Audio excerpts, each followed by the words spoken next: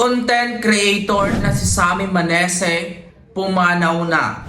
Pumanaw na ang sikat na vlogger o content creator na si Sammy Manese.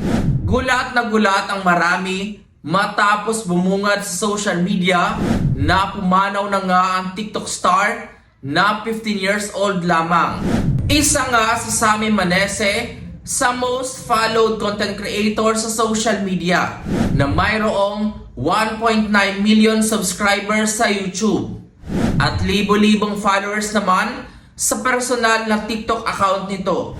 Ang mga contents na ibinabahagi ni Sammy Manese sa social media ay ang mga daily vlogs, comedy sketches, Q&A videos, and viral challenges. Maging ang hauls at marami pang iba. Sa biglaang pagpanaw nga ni Sammy Manese, nagulantang ang mundo ng social media, maging ang malalapit nitong mga kaibigan.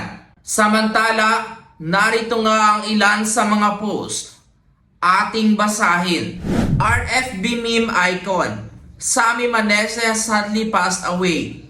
Rest in peace, Queen. You will be missed. Gusto ko pa ikaw makita, bebe ko. Pahinga ka na. Mamimiss ko mga funny beats at skits mo sa TikTok at Facebook.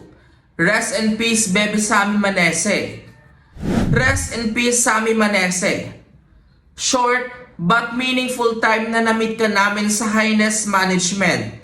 Pahinga na kayo ni Sean Lester Beltran. We love you and we always treasure you as part of Highness family and agency. Our deepest condolences.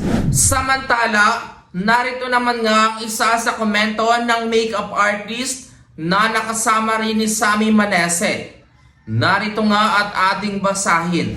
Habang buhay ko tong dadalhin, miss agad kita, mahal na mahal kita. Sammy Manese, make-upan muna ulit ako, be. Miss na miss ko na kakulitan mo. I love you. Samantala, narito pa nga ang ilan sa komento ng netizens. Basahin natin. Paalam fairy mo.